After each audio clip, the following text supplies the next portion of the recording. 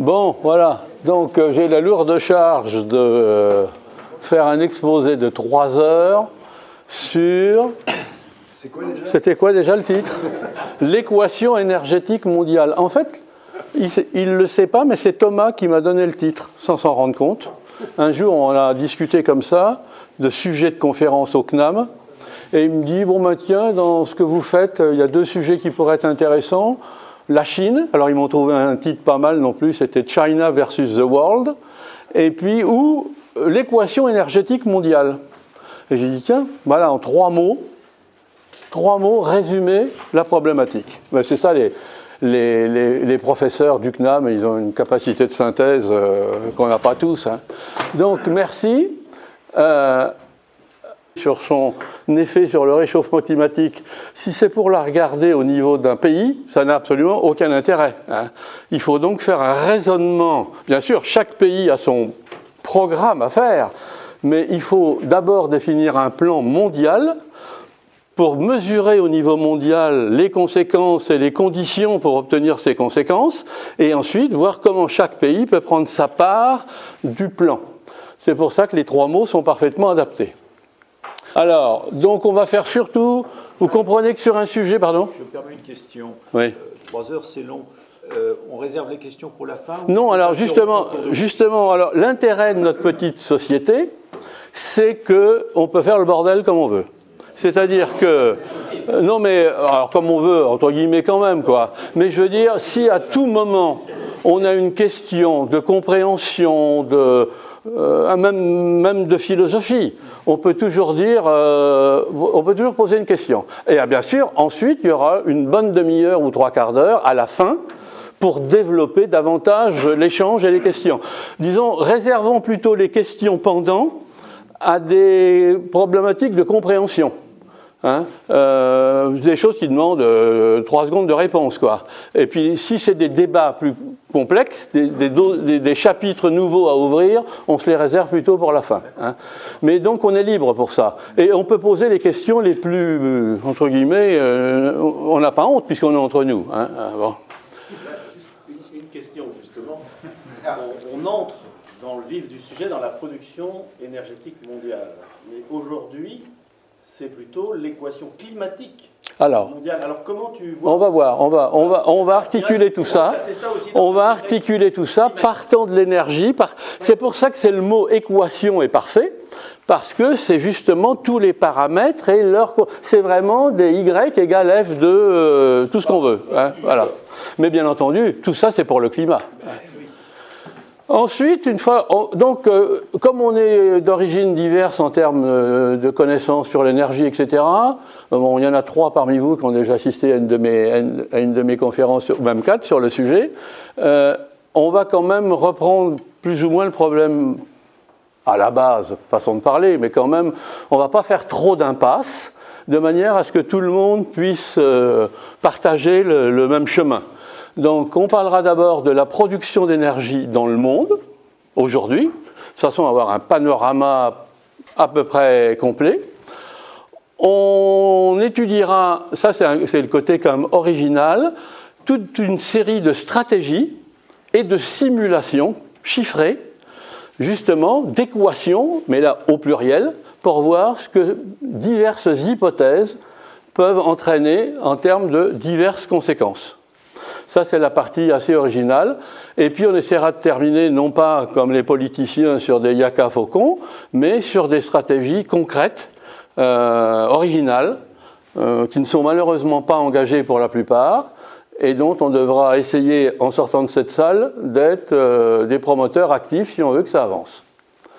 Alors, l'originalité aussi de l'exposé, c'est que j'ai mis « speak with data », c'est-à-dire ce ne sont pas des idées, mais ce sont beaucoup de valorisation, qui est quand même moins discutable que des théories. Alors, prenons le chapitre 1, qui est le développement économique et les besoins d'énergie. Alors, bon, là, je rappelle, c'est quand même assez classique, hein, c'est quand même ta question, Gérard, un peu. Le final, c'est le climat, mais je veux dire, pour en arriver au climat, il y a toute une série de conséquences, de facteurs intermédiaires, la population, le niveau de vie de cette population, qui va entraîner, sinon un besoin théorique d'énergie, tout au moins, hein, un besoin théorique d'énergie. On a une efficacité énergétique qui va faire que ce besoin théorique va être réduit parce qu'on va être plus performant dans l'isolation, dans la façon de produire l'énergie, etc. Alors ça va être très important, et je pense évident, mais pas si évident que ça, on a un taux d'électrification, parce que la seule énergie propre que l'on sait faire aujourd'hui, à part la biomasse, que je mets un peu à part, mais qui est relativement marginale, la seule énergie propre que l'on sait faire aujourd'hui, c'est l'électricité. Ça ne veut pas dire qu'on fait toute l'électricité propre, mais je veux dire, si on veut aller dans le chemin de la propreté CO2, il n'y a pas deux routes à choisir, il n'y a que la route électrique qui permet de le faire. Et sachant qu'on va voir que toutes les routes électriques ne sont pas propres. Mais si on veut être propre, on ne peut pas être propre par ce qu'on appelle l'énergie directe, qui est consommée directement, le fossile, dans sa voiture ou ailleurs. Alors, on a vu donc le taux d'électrification, la façon dont on produit cette électricité va avoir de l'influence, évidemment. Les différentes technologies vont nous permettre de faire évoluer l'efficacité énergétique et la production d'électricité. Tout ça, ça va se traduire en termes de CO2 émis. Et, n'en déplaise aux climato-sceptiques, dont on parlera un peu plus tard, ce CO2 semble quand même avoir des effets irréversibles sur le climat. Donc voilà en gros, en bleu les variables, et en blanc et jaune les conséquences, le jaune étant la conséquence finale qu'est le climat. Alors, pour ça je fais des graphiques, c'est un peu plus facile à voir de loin tout au moins. Donc c'est le rapport, vous avez ici un graphique qui montre le rapport entre le niveau de prospérité du monde et sa consommation d'énergie depuis 40 ans. C'est quand même relativement indiscutable comme corrélation. Hein. Il faut de plus en plus d'énergie pour développer de plus en plus de PIB. Les experts considèrent que pour une croissance du PIB de 6,7%, peut-être que le chiffre après la virgule est un peu exagéré, on a besoin d'une croissance énergétique de 10%. Ce qui veut dire que pas d'énergie, c'est pas de croissance, et pas de croissance, c'est pas d'énergie. Donc c'est quand même la problématique énergétique et la problématique du développement social est intégralement associée.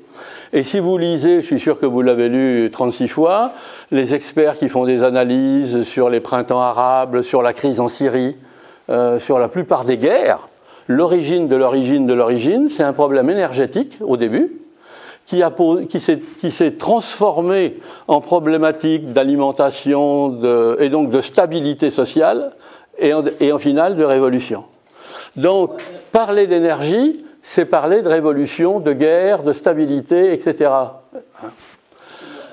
Ce pourcentage-là, donc d'évolution, oui. C'est celui du passé. Voilà, il dépend.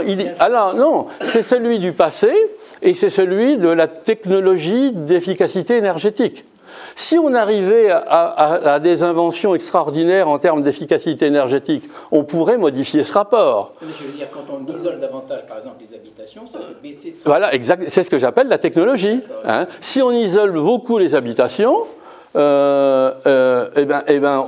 aura besoin de moins d'énergie pour le même développement économique. Hein.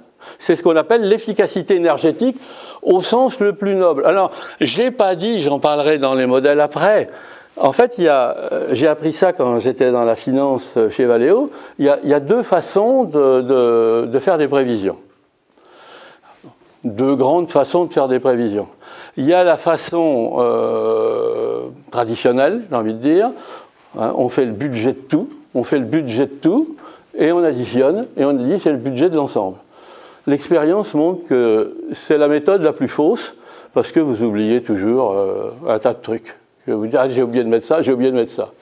Et puis, il y a une méthode globale, qu'on utilisait évidemment beaucoup, et qui est vachement pratique pour les modèles, c'est de partir de situations de référence, de trouver les variables de déformation. Alors ça peut être la croissance, l'inflation, la productivité. Vous avez un certain nombre de paramètres qui vont déformer votre point de base, et donc de construire votre futur à partir d'hypothèses sur ces facteurs de déformation. Et ça s'avère en général infiniment plus fiable et plus précis. Bon, mais on en reparlera. J'ai une question de compréhension sur la courbe là, ouais. Qui est à la droite, sur l'ordonnée. Ouais. Niveau de vie, prospérité, c'est quoi? Est-ce que c'est la combinaison C'est le PIB. Oui, d'accord, mais le PIB, c'est la multiplication du PIB individuel, en fait, par le nombre de personnes. Exactement. Il y a deux composantes. Il y a une composante, par exemple. Il y a un niveau de vie et un niveau population. Diminuer la population. Ah, bah bien sûr, on va en parler. D'accord. Bah bien sûr. Là, je le parle comme ça c'est le PIB mondial, résultat de niveau de vie individuel moyen multiplié par population. Et là, c'est la consommation en gigatep, je ne vois pas d'ici, mais je crois que c'est ça.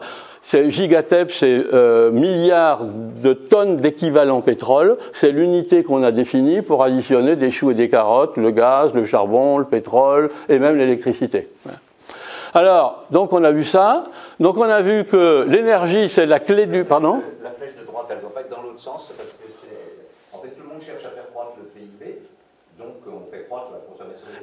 Oui, mais là, c'est un peu provocateur, si je puis dire. C'est pour montrer que c'est l'énergie le moteur. C'est-à-dire l'énergie qui croît 10% permet une croissance de PIB de 6-7. Et donc, si l'énergie n'est pas là, parce que ce n'est pas un don, l'énergie. On ne dit pas, tiens, je vais faire n'importe quel PIB. C'est parce qu'on est capable de faire cette énergie. Si on n'avait pas inventé la vapeur, si on n'avait pas inventé l'électricité, si on n'avait pas inventé le pétrole, on ne serait pas là aujourd'hui. On serait dans des champs en train de labourer parce qu'on aurait besoin de 60% de la population toujours à faire des labours. C'est l'énergie qui a permis le développement. Et ce n'est pas le développement qui a permis de faire de l'énergie.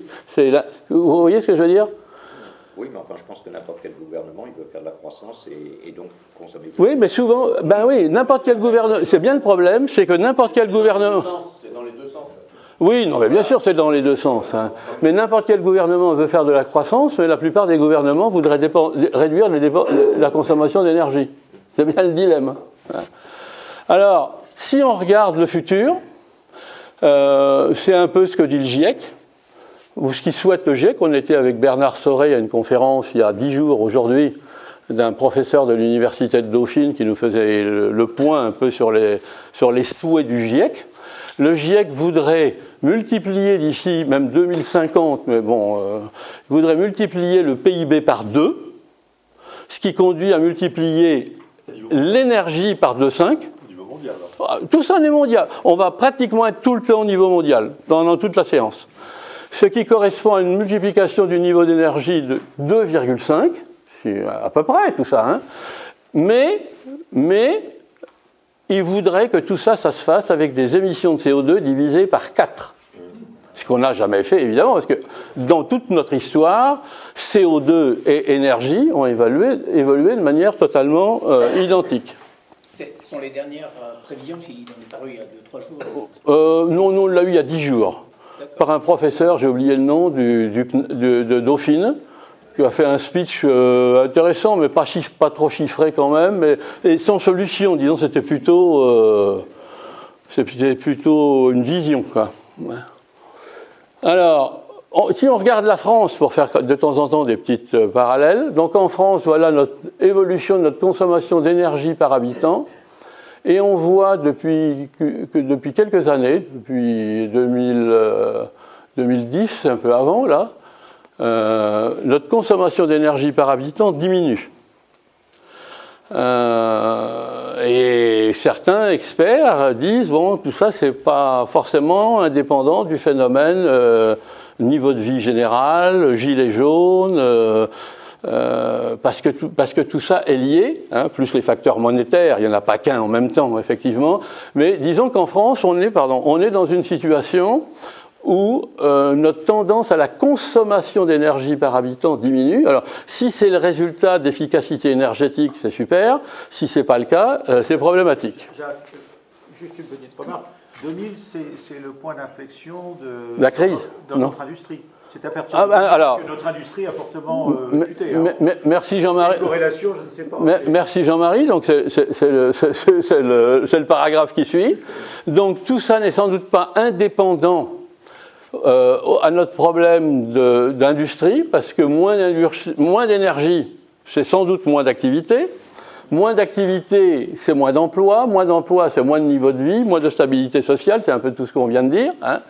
Et quand on voit l'évolution de notre industrie, qui était de 24% il y a 40 ans et qui est à 11% en ce moment, on se dit que, ben oui, bien sûr qu'on a besoin de moins d'énergie, puisque c'est les Chinois qui font nos produits, ça consomme moins, on a besoin de moins d'énergie pour consommer que pour produire. Donc tous ces phénomènes-là sont bien sûr liés. En plus, oui. Celle qui reste, tout au moins. Donc voilà. Alors, ce tableau, bon, je me rends compte que ça aurait pu être plus grand, tout ça, mais ce tableau, c'est pour illustrer une phrase de mon ami Michel Simonin, qui dit toujours « on est drogué à l'énergie ». On est drogué à l'énergie. Alors, j'ai fait un tableau, on n'a pas le temps de le lire tout entier, mais... Alors, on part de l'homme. Bon, l'homme, c'est 150 watts, hein, et c'est un cinquième de cheval. Donc, j'ai tout exprimé en termes d'esclaves et de chevaux. J'ai tout exprimé une série d'engins en termes d'équivalents chevaux ou en termes d'équivalents esclaves. Alors, je ne vais pas tous les lire. Par exemple, vous prenez une voiture. Une voiture, c'est 650 esclaves. Donc, quand vous venez ce matin en voiture, mais il faudrait qu'il y ait 650 esclaves. Alors, vous n'avez pas été vite, donc ça pourrait quand même aller... pardon ? C'est des puissances de crête, c'est pas des puissances... Je suis d'accord, pour l'accélération. Oui, tout à fait. C'est beaucoup moins, en réalité. En réalité, c'est moins. Mais c'est la puissance nécessaire que doit avoir l'engin pour toutes les... Disons que les 650 esclaves ne sont pas forcément en train de pousser la voiture, ils sont dans le coffre, disponibles au cas où, pour une accélération, vous auriez besoin d'eux. Dans le problématique mondial, ce qui compte, c'est la puissance effectivement consommée. Ouais. Oui, mais je suis d'accord. Mais ça montre quand même, ça donne l'image de la puissance d'un véhicule. Si vous prenez, on ne va pas les voir toutes, si vous prenez les turbines à vapeur, que j'aime bien, vous prenez une turbine à vapeur d'une centrale de 1 gigawatt, qui n'est même pas le PR, une centrale de 1 gigawatt, c'est quand même la bagatelle de 15 millions d'esclaves, parce que c'est souvent, là ça roule pas au ralenti une centrale d'1 gigawatt, ça tourne toujours à fond, hein. Donc c'est 15 millions de personnes, 15 millions d'esclaves, hein. Je ne sais pas si je ne me suis pas trompé quand même, mais c'est ce que j'ai écrit là. Non, c'est ce que j'ai mis. Hein. Donc vous voyez, c'est des chiffres abracadabrants, quoi. Et donc on est complètement drogué, on ne se rend pas compte de notre consommation énergétique. En moyenne, Michel, un être humain consomme 20 mégawattheures par an. 20 mégawattheures par an, un être humain. La moyenne entre toute la population. Hein. Vous prenez la consommation mondiale en équivalent mégawattheure, vous divisez par 7,5 milliards, ça vous donne exactement 19. J'ai mis 20 pour arrondir. Hein. Ce qui veut dire... La production de CO2 d'un individu. Je n'ai pas calculé, mais c'est facile à faire. Donc c'est l'équivalent de 12 chevaux et de 60 esclaves qui travailleraient 24 heures sur 24. Hein, ils dorment jamais, ils sont jamais malades, ils mangent jamais. C'est des esclaves parfaits. Il nous en faut 60. Donc une famille, papa, maman et 2 enfants, la famille moyenne, c'est 240 esclaves à la maison, 24 heures sur 24, pour faire face à nos besoins. Si vous êtes européen, il faut multiplier ce chiffre-là par 2. Parce que ça, c'est la moyenne mondiale, avec des Africains qui sont à 10 fois moins.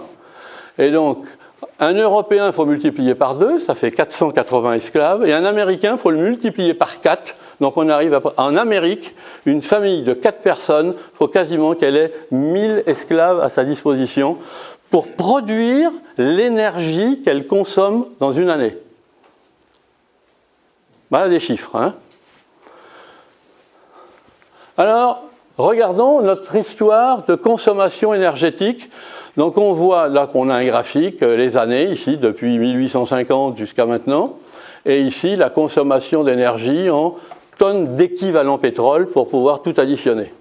Donc on voit que tout commence à... Ça a commencé à grimper un peu, mais raisonnablement, ça commence à changer fondamentalement avec la Deuxième Guerre mondiale, après, à partir de 1945. Et là, donc, on a une courbe extrêmement grimpante. On en est aujourd'hui, en 2015, tous mes chiffres, parce que j'ai fait ça il y a 2 ans, donc tous mes chiffres sont de 2015, mais enfin bon, malheureusement, la tendance n'a pas énormément changé. Hein. On est à 12 milliards de tonnes d'équivalent pétrole en 2015 au niveau mondial.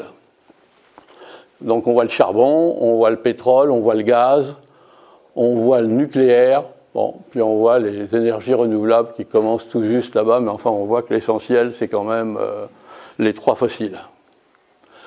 Alors là, vous avez un schéma, on commence à rentrer un peu dans les plus de détails. Donc nos 12 milliards de gigatonnes consommées en 2015, en fait, il faut faire 2 parts bien distinctes. Il y a l'énergie qu'on appelle l'énergie directe. C'est vous prenez du fossile et vous le mettez, c'est de l'essence dans la voiture, c'est du gaz dans votre chaudière de chauffage, c'est du charbon dans le chauffage ou dans l'industrie pour des procédés de transformation. C'est-à-dire que vous consommez l'énergie directement sans la transformer. Et de l'autre côté, on a dit, vous avez la filière électrique, vous utilisez cette énergie directe pour produire de l'électricité. Et cette électricité, on la connaît tous les usages qu'on peut en faire. Alors, le chiffre qu'il faut absolument avoir en tête, qu'on n'a pas tant que ça, hein, c'est que 82% de l'énergie mondiale est consommée sous forme d'énergie directe. Directe. Et que seulement 18% de l'énergie mondiale, après 120 ans d'invention de l'électricité, n'est consommée que sous forme d'électricité. 18%, 82%. Ça, c'est un chiffre problématique, enfin, au cœur de notre problématique.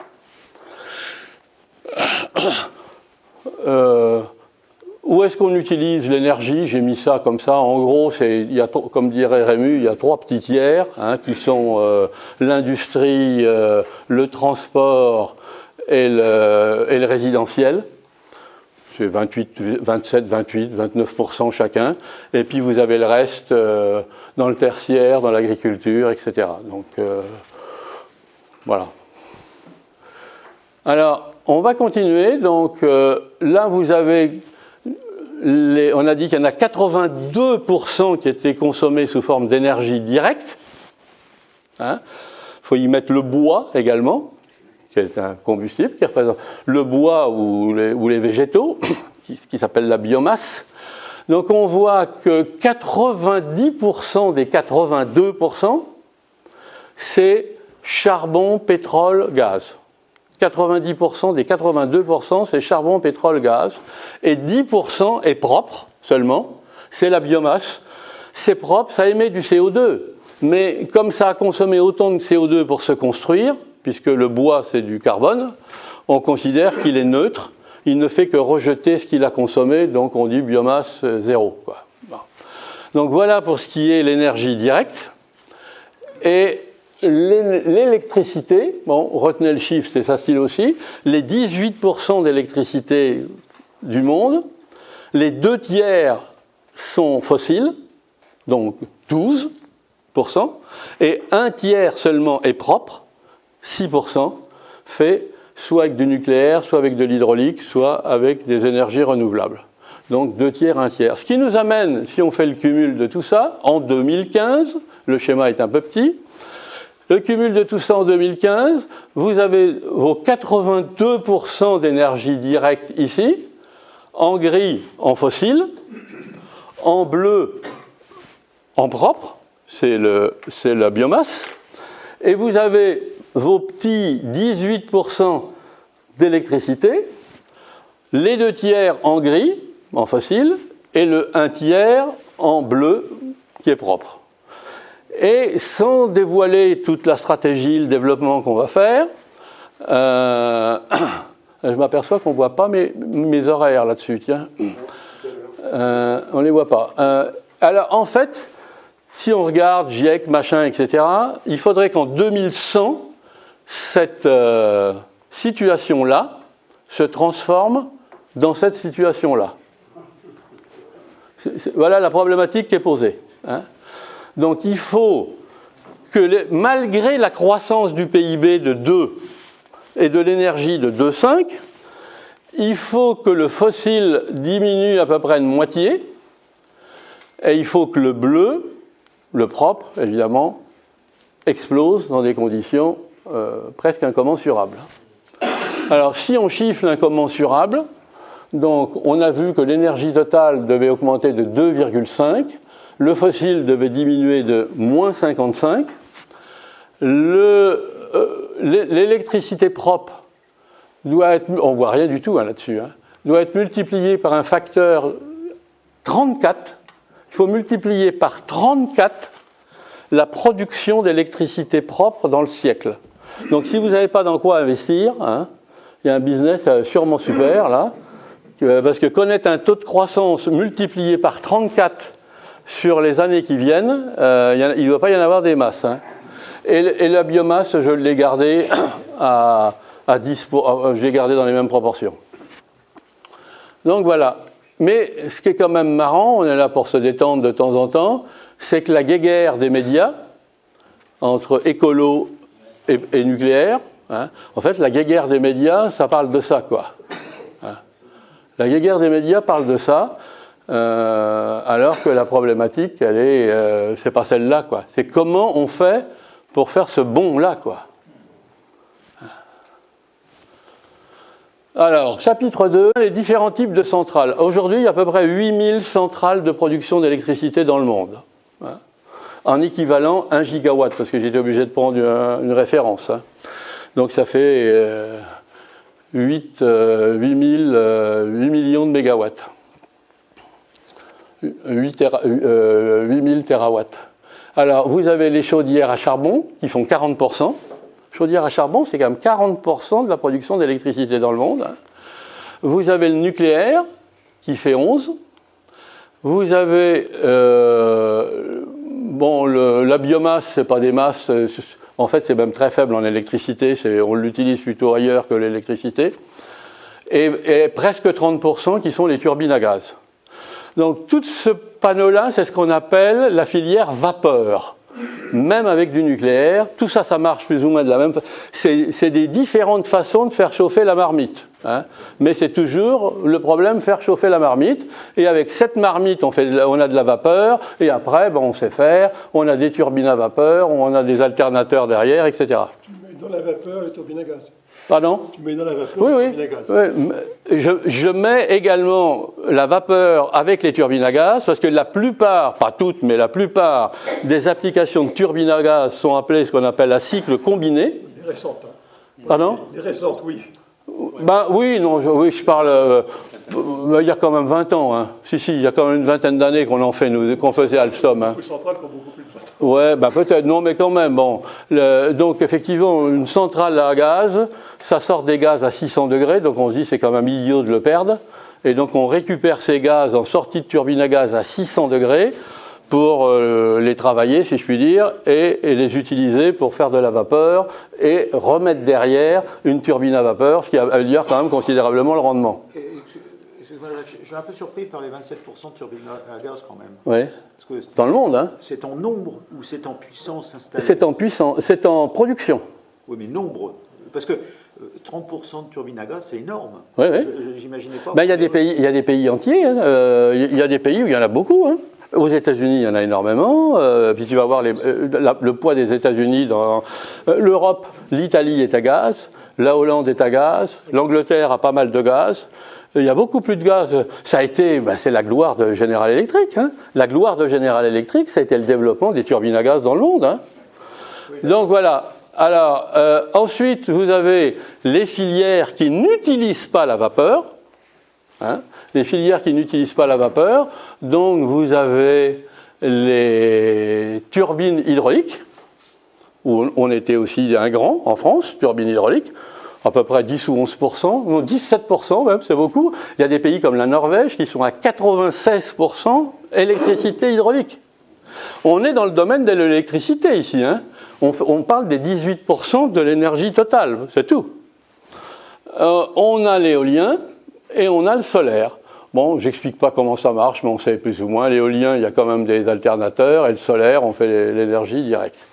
Alors, qu'est-ce qui s'est passé récemment? Ça, on l'a vendu à General Electric. Tout ça, quand même, hein. Donc, toute notre filière vapeur, on l'a vendue à General Electric. Et la partie nucléaire, là, le petit coin, là, bah, les élites n'en veulent plus. Voilà. Donc, voilà. Et puis, tout ce qui est solaire, c'est dominé par les Chinois. Même quand on dit, nous, qu'on fait des panneaux solaires, c'est des panneaux chinois. Donc, voilà un peu. Et puis, j'ai pas voulu quand même boucher le reste, parce que je me suis dit, il faut quand même pas être 100% négatif. Mais enfin, l'éolien, c'est quand même plutôt allemand, danois et espagnol. Mais enfin, c'est au moins un peu européen, et bien entendu, hyper chinois également. Voilà. Donc, en fait, voilà où on en est en termes de capacité à produire l'électricité, nous, en France, avec les récentes décisions. Tes chiffres d'éoliennes solaires, est-ce qu'ils sont en puissance installée ou en puissance moyenne produite? Très différent. Alors là, ça va être, là, c'est de la production, là. C'est puissance moyenne produite. Voilà. D'accord. Tout à l'heure, on va parler de capacité. On va parler de capacité. Mais là, on est dans la production. C'est pas le nombre de centrales, c'est la production. Et c'est 2015. Il y en a qui ont diminué un petit peu, il y en a qui augmentent naturellement. Oui. Tu dis que sur le nucléaire, les élites n'en veulent plus. C'est un concentré. Oui, non, enfin, disons que... Non, en fait, les médias aujourd'hui propagent sortir du nucléaire et le remplacer par du renouvelable. Oui. Ce qui est idiot, parce que les deux ne produisent pas de CO2. Oui. Donc pourquoi opposer? Oui, mais je veux dire, t'allumes la télévision... Mais c'est pas les élites. Non, c'est les médias, c'est les médias. Voilà, c'est les médias, c'est les médias. Parce que, au moins, plus de 50%, même peut-être 2/3 des Français pensent que le nucléaire produit du CO2. Oui, je sais, oui. Donc voilà, si vous voulez. 2/3 des Français pensent que le nucléaire produit du CO2. Ouais. Non, mais on peut mettre les médias. Le peuple a été complètement ravagé par les médias. J'étais hier à une conférence EDF Ipsos sur l'image de la transition énergétique auprès des populations. Et vos chiffres sont excessifs. 55% des Français sont favorables au nucléaire. Ah ouais. Voilà. Et il y en a à peu près 40% qui croient que ça fout du CO2. Bon. C'est quand même minoritaire. Bon. Allez, je vous coupe parce que j'avance. Alors, sur le charbon, je ne veux pas défendre le charbon. Alstom était quand même le numéro 1 mondial des centrales à charbon, numéro 1 mondial des turbines à vapeur, numéro 1 mondial des turbines hydrauliques, et vraiment grand numéro 1 mondial. Hier. Alors, le numéro 1 mondial du charbon, il faut dire que si les Chinois les ont dépassés, les Chinois sont devenus numéro 1 mondial en charbon, parce qu'en fait, on va le voir partout, quoi. On ne peut pas lutter contre la Chine. La Chine, c'est le reste de l'humanité entière et plus regroupée, quoi. Et donc en charbon, les trois grands fabricants qui sont Dongfang, Harbin et Shanghai Electric, ils se partagent 1/3 du marché chinois, et 1/3 du marché chinois, c'était plus que faisait Alstom. Ça a été un des problèmes. Ces années 2000. Voilà. Ce qui est affligeant, c'est qu'on a détruit en quelques mois le travail d'une génération, parce que sortir de la guerre, Plus d'une génération. Oui. Tout ça, c'était anglais et américain. Voilà. Ouais. Ben nous, bon, voilà. Alors, sur le charbon, je veux juste dire deux choses. On ne le défend pas, parce que c'est quand même... Le charbon fait quand même 70 fois plus de CO2 que le nucléaire, hein, même le meilleur. Mais je veux dire, quand même, ils ont fait beaucoup d'efforts. Vous savez qu'il n'y a pas seulement du CO2 avec le charbon, il y a les oxydes de soufre, par exemple. Hein. Ils ont réduit les oxydes de soufre en une vingtaine d'années d'un facteur 120. Bon, c'est quand même pas négligeable, quoi. et ils ont réduit les oxydes d'azote d'un facteur 70.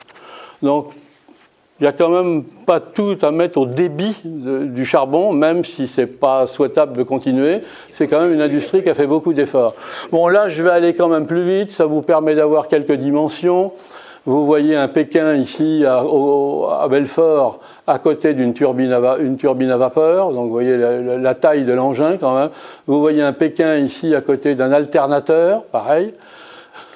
La turbine à gaz, c'est un produit. Alors, vous voyez ici un plan de turbine à vapeur, on ne va pas rentrer dans les détails. Et les turbines à gaz, c'est vraiment un engin assez extraordinaire.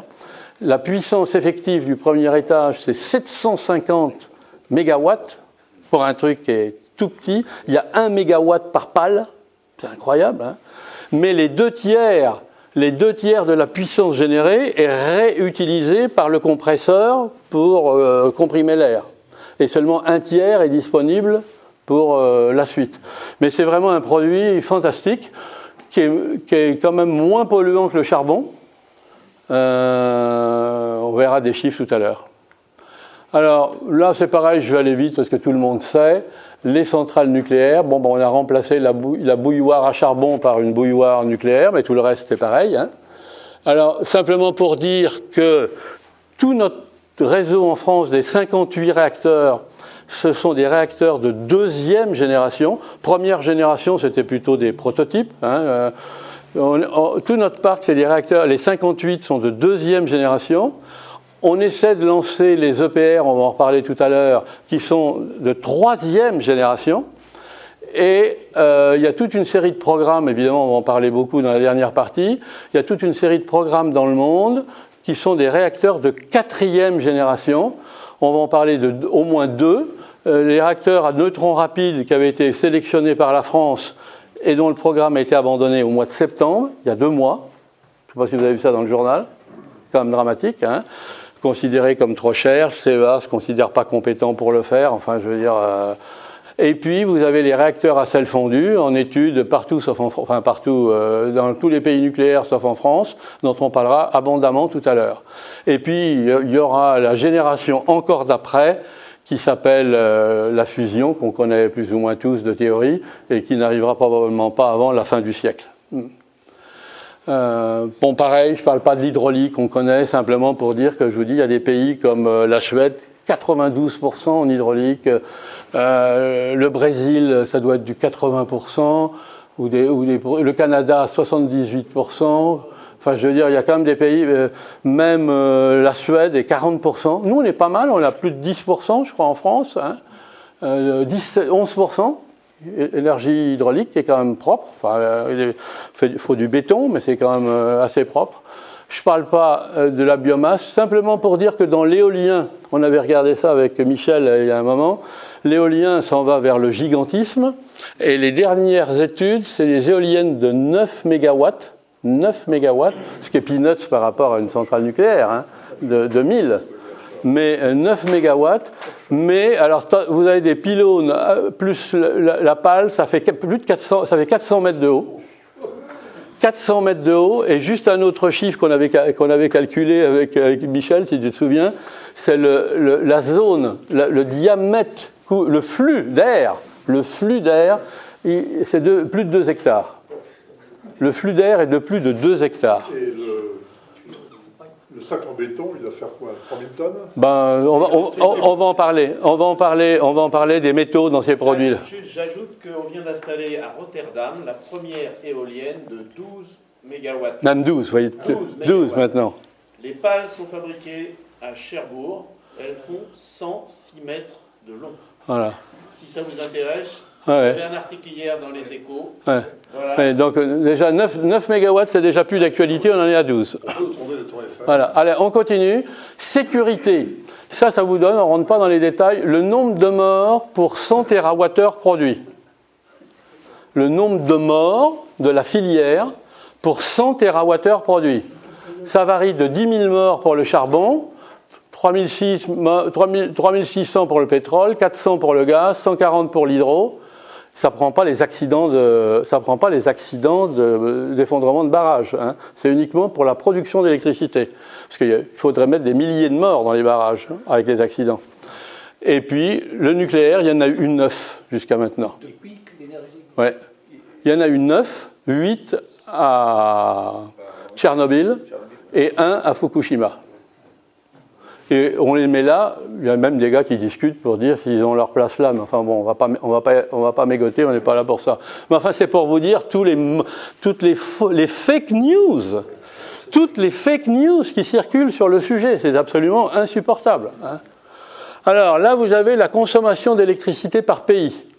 Donc, vous voyez, bon, les deux qui comptent, hein, c'est la Chine et le Japon. La Chine est maintenant même le numéro 1. Donc Chine plus Japon, c'est 40% de l'électricité produite dans le monde. Rien qu'à eux deux, c'est 40%. Et comme la Chine continue, avec le taux d'électrification du monde qui va quand même progressivement augmenter, même si ça ne bouge pas beaucoup, bon, on peut dire que la messe s'écrit en Chine et aux États-Unis, quoi.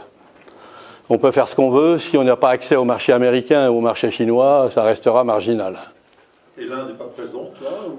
On va la voir, je crois, quelque part, mais c'est peanuts. En termes d'énergie, en termes de population, c'est important, mais en termes de consommation énergétique, c'est très faible, comme de PIB d'ailleurs. Juste une chose rapidement sur le précédent qui est passé très vite. Pardon ? Il y a eu plus de morts dans l'énergie solaire que dans l'énergie nucléaire. Ah ben oui, il y a des constructions aussi. Hein. Puis vous allez voir les métaux utilisés après. Alors là, on rentre dans un chapitre intéressant. On commence à rentrer un peu dans la stratégie. Donc les émissions de CO2 par tonne d'équivalent pétrole. Donc vous avez le charbon. Alors moi je l'ai mis pour mes... Alors je vois des chiffres des fois un peu plus faibles.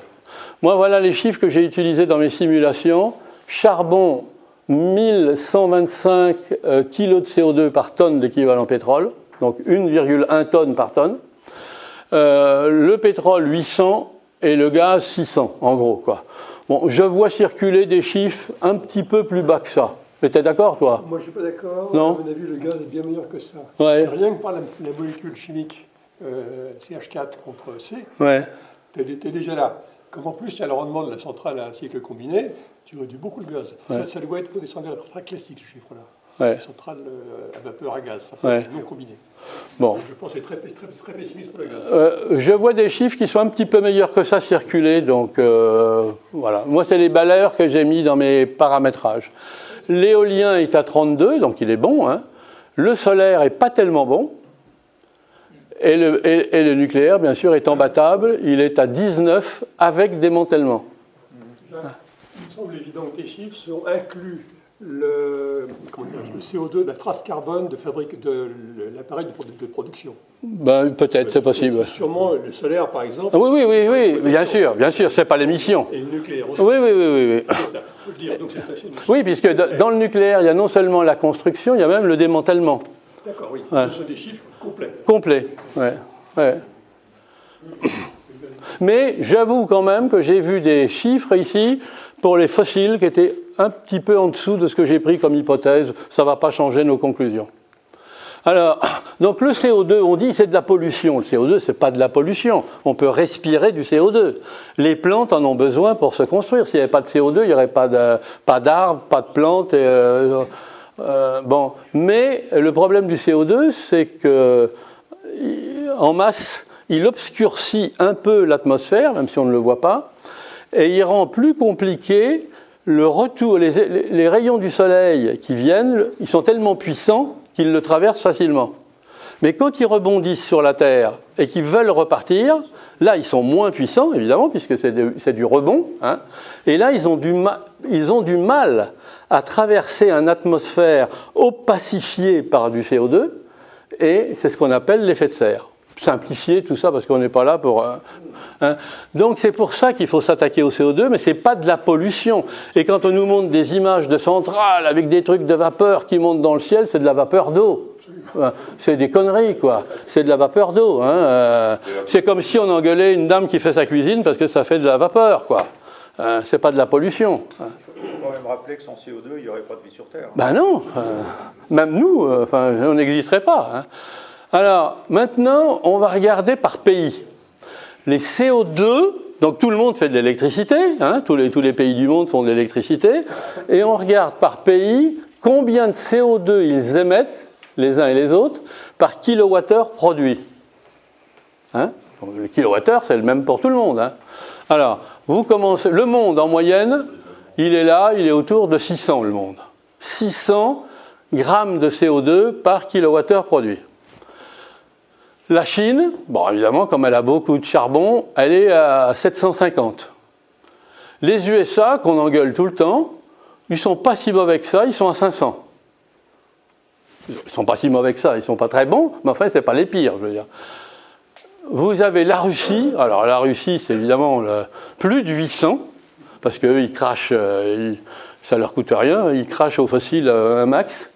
Vous avez l'Allemagne, dont on va reparler, qui est à 545, la grande Allemagne, numéro 1 mondial de l'énergie renouvelable, 545. Et vous avez le crétin de français qu'on accuse partout, surtout outre-Rhin, qui lui est à 66. On est 10 fois meilleur que les Allemands et que la plupart des pays du monde en termes d'émissions de CO2 par kilowattheure produit. Par kilowattheure électrique. Par kilowattheure électrique, précisons-le, puisque par kilowattheure électrique. Voilà. Alors, c'est une slide qui n'est pas la même, il l'avait présentée autrement, c'est une slide que Michel avait déjà présentée, c'est comment on gère l'énergie pour produire l'électricité, parce que des fois il y en a besoin de beaucoup, des fois la nuit il n'y a pas besoin de beaucoup, comment on ajuste tout ça, sachant qu'on ne peut pas beaucoup stocker l'électricité. Un peu par les steppes, là, les barrages qu'on met dans les montagnes, qu'on charge la nuit et qu'on vide le jour quand on a besoin d'électricité supplémentaire. Alors en fait, j'ai pris l'exemple de la France, mais Michel l'avait fait, c'est un autre schéma, mais c'était le même. On commence par faire fonctionner l'hydraulique tout le temps. En principe, c'est la base, quoi. Alors elle n'a pas toujours la même hauteur, c'est une moyenne, parce que l'été, il y a moins d'eau, l'hiver, il y en a plus, etc. Ensuite, en fonction du besoin, on fait appeler le nucléaire. Michel avait rappelé qu'on ne descend jamais en dessous de 35%, si je me souviens bien. Donc là, on a besoin d'un peu plus. Bon, une centrale, 2 centrales, 3 centrales, 4 centrales, on appelle les centrales. Plus ça monte, plus on appelle les centrales. Et puis si vraiment on a un besoin encore plus important, là, on fait appel à un peu de charbon. Chez nous, c'est plus que 1%, et on a décidé de les fermer. Très bien, de toute façon, on ne les utilise pas. On peut toujours faire de la pub dans les journaux en disant « j'ai pris la décision de fermer le charbon », il n'y en a plus. Hein. Et il y a 8% de gaz. Donc voilà comment... comment il s'appelle? C'est ERDF qui fait ça? Non? Quand tu l'appelles, qui c'est qui gère ça? C'est... Hein? Enedis, oui. Voilà comment Enedis fait appel aux différentes unités de production d'électricité en fonction du besoin. Et puis... Non, c'est RTE. RTE, voilà, c'est RTE, voilà. RTE, la distribution. Alors, et puis donc on en était là, puis quand il y a du vent et quand il y a du soleil, bon, bah, on prend en priorité, ils ont la priorité, et à ce moment-là, on ralentit une centrale ou 2 ou 3 nucléaires. Et ça a appris d'ailleurs aux gens qui gèrent les centrales nucléaires, ce qui n'était pas le cas il y a 10 ans, à être extrêmement flexible en termes d'ajustement de production d'une centrale. On est capable de faire varier de 80%, incroyable, hein? On est capable de faire varier de 80% la production d'électricité d'une centrale en 30 minutes. Oui, exactement. Et on ne savait pas faire ça il y a quelques années. Hein? On a modifié les centrales pour pouvoir faire du pilotage. Voilà. Parce que les autres avaient la priorité, donc ils vous passent données, on vous dit tiens, on n'a plus besoin de vous. Et puis 3 heures après, on vous rappelle en disant les mecs, allez-y, on a besoin de vous. Hein. Juste une remarque quand même sur l'hydraulique. Là, ça c'est l'hydraulique au fil de l'eau. Oui. Mais l'hydraulique qui est dans les barrages, on ne le fait pas en base. On l'appelle au besoin. En cas de besoin. Oui, oui. Et surtout quand les prix de l'électricité. Oui. On valorise le kilowattheure hydraulique en fonction aussi du prix de l'électricité. Alors, donc, je continue. Alors là, c'est une slide assez importante et aussi assez polémique. C'est le prix de l'électricité produit par différentes filières. Alors, c'est bon, on n'y voit rien, là c'est dommage. Hein. Vous avez ici le nucléaire classique, 33 €. Vous avez le nucléaire EPR, tel que EDF le présente encore. Tout ça, ça vient d'EDF, 55 €. L'hydraulique, le moins cher, avec 20 €. Le charbon, 70 €, pas si donné que ça. le gaz 36 et le pétrole 60. Voilà, grosso modo. En ce qui concerne les renouvelables, en fait, il y a deux familles de chiffres. Il y a les mini-fermes, j'ai envie de dire, les mini-unités, et puis les méga-unités. Et évidemment, le prix de revient, il ne peut pas être le même. Hein.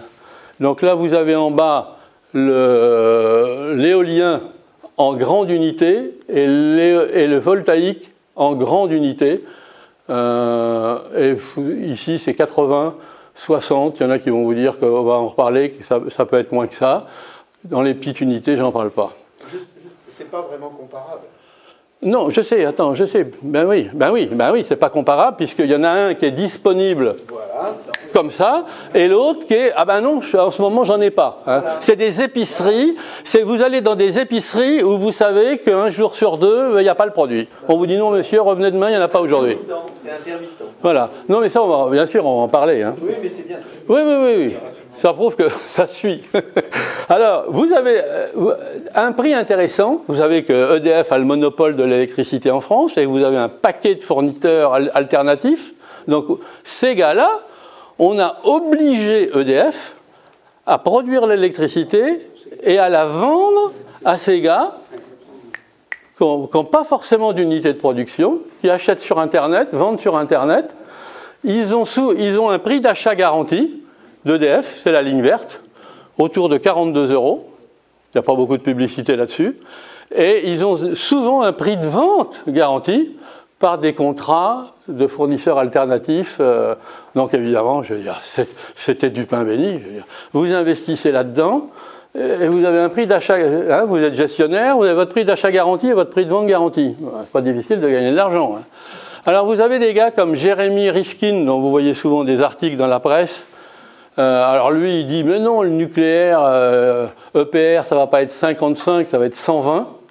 Et puis, mais non, l'éolien, il n'est pas à ce prix-là, il est aux alentours de 40. Donc, en fait, c'est un sujet extrêmement difficile. On simplifierait le débat si on spécifiait toujours pour chaque filière, si on prend en compte les amortissements ou pas. Dans le nucléaire français ancien, c'est complètement amorti. Bah oui. Donc le prix de revient, c'est effectivement... Et il est important. Si il est important. Si on prend le père de Flamanville, qui n'est pas fini, il sera extrêmement cher, parce que les amortissements étaient monstrueux. Et ceci vaut pour toutes les filières. Bon, il faudrait demander à EDF, ça c'est des chiffres EDF, et donc il n'explique pas le détail de la structure de son prix de revient. Alors ça, Michel Gaveau, c'est sa slide, il l'avait présenté une ou deux fois déjà. En fait, c'est quand même vachement intéressant. Donc c'est en Allemagne pendant 36 heures. C'est en Allemagne pendant 36 heures. En rouge, vous avez la courbe de disponibilité de l'énergie éolienne. Voilà. Non, pardon, en vert, excusez-moi. En vert, vous avez la courbe de disponibilité de l'énergie éolienne. Il y a du vent dans la journée, il y en a beaucoup moins la nuit. Donc voilà la disponibilité de l'énergie éolienne. En jaune, vous avez la disponibilité de l'énergie solaire. Alors, évidemment, ça ne donnera personne qu'il y en a dans la journée et qu'il n'y en a pas dans la nuit. Et en rouge, vous avez le prix de vente. Donc vous voyez qu'en 36 heures, le prix de vente varie de 70 € du mégawatt à 20 € du mégawatt, même pas, en fonction de la demande. Et vous comprenez aussi que les Allemands qui sont équipés comme ça, on va en parler, je ne sais pas si on va en parler parce que le temps passe, les Allemands, évidemment, ils ont investi 350 milliards d'euros dans le programme éolien et solaire. Et c'était le chiffre il y a 2 ans, peut-être même 3. Hein. Ils avaient, pareil toujours, gardons ces chiffres-là de référence, 45% de leur capacité, là pas de leur production, en éolien et solaire. Mais en fait, ils en produisent très peu. Et ils sont alors, ils ont dû effectivement mettre du charbon, puis comme il n'y en a pas tout le temps, du vent et du soleil, pour que les usines tournent, il faut bien fournir de l'électricité. Donc, ils ont dû mettre du charbon et du nucléaire, et on va voir que le nucléaire, il est loin d'être arrêté en Allemagne, il tourne à fond la caisse. Et donc, quand il y a du vent et de l'électricité, comme on l'a dit tout à l'heure, il faut arrêter les autres Et en fait, ils ne savent pas quoi foutre de l'électricité solaire et éolienne qui arrive. Et donc, on la brade parce qu'on ne peut pas la garder et on n'en a pas vraiment besoin, quoi. Mais tout ça, qui raconte ça? Qui raconte ça? Vous avez déjà entendu tout ça à la télévision? Jamais, hein? Jacques, pour appuyer ton propos, il faut que tout le monde sache que c'est tellement vrai ce que je dis, qu'il y a eu historiquement un dimanche matin où la production prioritaire, donc solaire et éolienne de l'Allemagne, était supérieure à la demande totale du pays. Ouais. Ils ont dû le vendre à l'étranger, et comme personne n'en voulait, le prix a été négatif. Négatif. On donnait de l'argent pour qu'on la prenne. Mais c'est arrivé. Ouais. Bon, voilà. Donc on traite là des questions relatives au contexte énergétique. On centre un petit peu. Alors, vous avez ici, c'est dommage, pourtant j'ai fait des slides visibles, mais là il n'y a pas assez de lumière, ou je ne sais pas.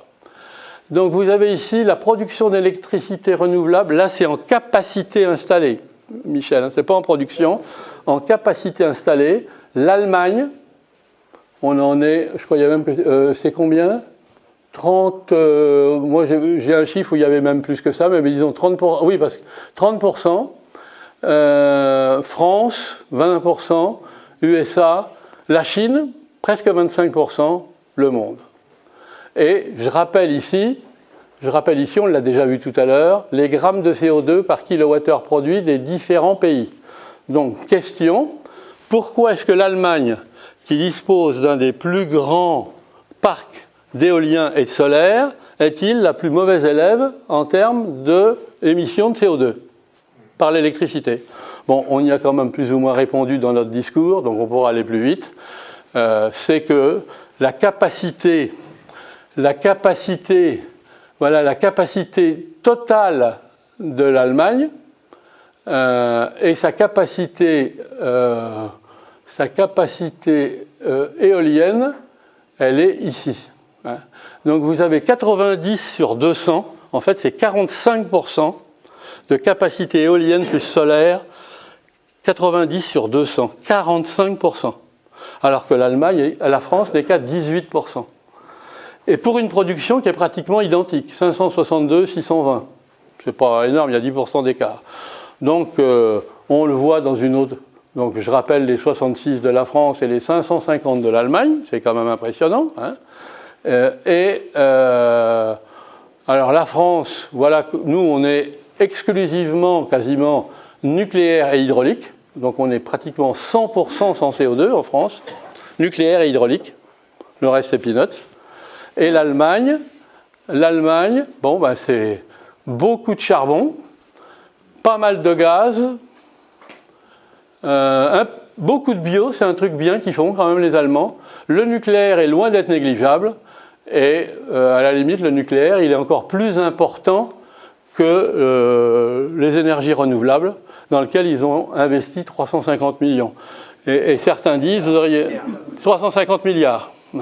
Et certains disent, l'Allemagne aurait mieux fait de construire 40 centrales nucléaires en Afrique, où il y a 600 millions d'Africains qui n'ont pas accès à l'électricité, plutôt que de jeter par la fenêtre 350 milliards d'euros à construire des éoliennes qui ne servent à rien.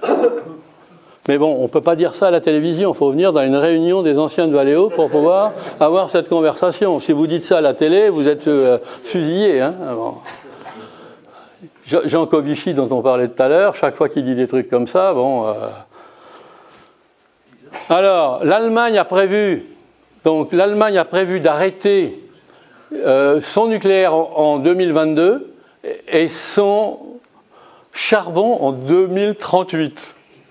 Et alors, j'étais à une conférence de l'Agence internationale de l'énergie au mois de juin, là, et les Allemands racontaient, oui, que leur plan, c'est 70% renouvelable et 30% gaz. Ben, si j'étais industriel allemand, je commencerais à changer de lieu pour mes usines. Non, mais attendez, c'est quand même un sacré problème. C'est pas possible, quoi. C'est pas possible. Mais personne ne le dit. Et la France, hein, je fais ma petite marche arrière, en rouge, là, la France qui faisait ça en nucléaire a prévu de le réduire,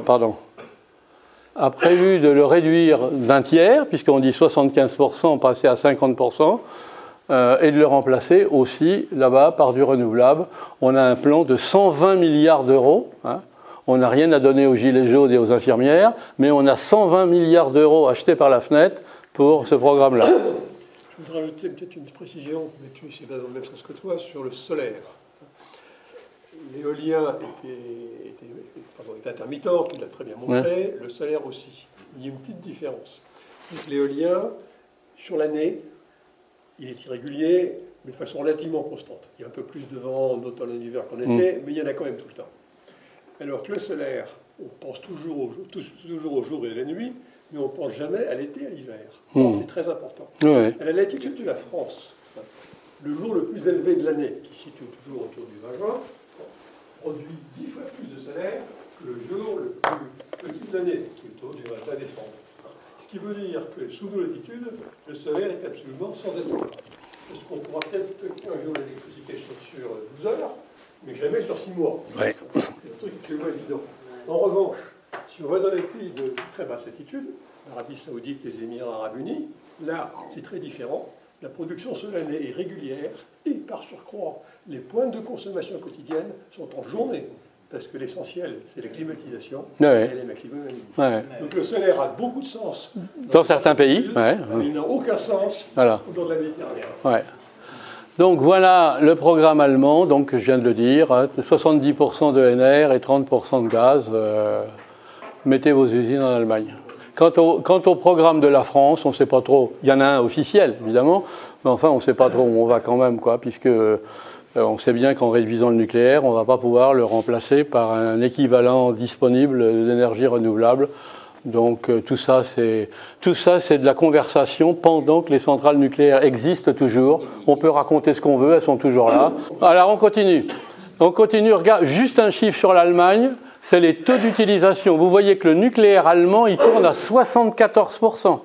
C'est pas j'arrête le nucléaire, il tourne à 74%. L'éolien à 18% et le solaire à 10% du temps. Voilà, c'est tout. Voilà. Comme en France d'ailleurs. Il y a un autre problème en Allemagne, c'est que l'éolien il est dans le nord et le solaire est dans le sud. Oui, et que la consommation et surtout aussi le besoin est encore plus dans le sud. Oui. Bon, là je vais vite, vous avez la courbe des USA. USA, c'est beaucoup de charbon, beaucoup de gaz, pas mal de nucléaire et de l'hydraulique. L'Union européenne, c'est assez bien réparti, parce que les pays ont eu des politiques différentes. Vous avez le numéro 1, c'est quand même le charbon. Non, le numéro 1, c'est le nucléaire, comme le charbon, pratiquement, en France. Alors, le nucléaire, c'est surtout la France, évidemment. Le charbon, Angleterre, Allemagne, évidemment, surtout. Vous avez le gaz. Le gaz, c'est surtout l'Italie, la Hollande et l'Angleterre. Et vous avez l'hydraulique, France, Espagne, Italie du Nord un peu, et puis voilà, bon, vous avez quand même de la production énergie renouvelable. La Chine, vous voyez qu'elle est le numéro 2 ou le numéro 1 mondial, même en pourcentage numéro 2, mais en montant c'est le numéro 1. Vous voyez que la Chine, son pourcentage de renouvelable, on ne le voit même pas, quoi, indépendamment du manque de luminosité. La Chine, c'est du charbon et de l'hydraulique, point. Et le monde, c'est la somme de tout ça. Alors, bon, alors ça, c'est important. On rentre maintenant dans le débat énergie, climat et compagnie, là. Donc, si on voit mieux, merci, on voit quand même mieux. On part de 1850, on va arriver à 2100. Alors, on fait le point zéro en 1850, parce qu'avant, on n'a pas consommé grand-chose. Donc, de 1850 à maintenant, on a émis 1400 gigatonnes de CO2 dans l'atmosphère. Si on regarde l'ensemble des réserves prouvées d'énergie fossile, c'est un peu sous-estimé parce qu'on apprend quand même de temps en temps un nouveau gisement ici, un nouveau gisement là, mais les réserves prouvées nous permettraient d'aller jusqu'à 4300 gigatonnes. Ce qui veut dire qu'on a un disponible de 2100 gigatonnes si on utilisait toutes les réserves pour les utiliser. Donc, si on utilisait toutes nos réserves. Alors, en fait, il faut que, pour respecter le 1,5 degré, il ne faudrait pas qu'on émette plus de 700 gigatonnes supplémentaires. Donc, il faudrait qu'on prenne un quart des réserves et qu'on dise pour les 3/4, verboten, pas le droit d'utiliser. Vous voyez, non mais pour mettre le problème en termes géopolitiques, vous voyez les USA dire oui, je laisse les 3/4 de mes réserves dans le sous-sol. Vous voyez la Russie dire oui, je laisse les 3/4 de mes réserves dans le sous-sol. Vous voyez la Chine, etc., etc. Bon. Donc c'est un problème énorme, c'est qu'en fait on a beaucoup trop de réserves fossiles disponibles pour pouvoir régler le problème dans la paix et dans la sérénité.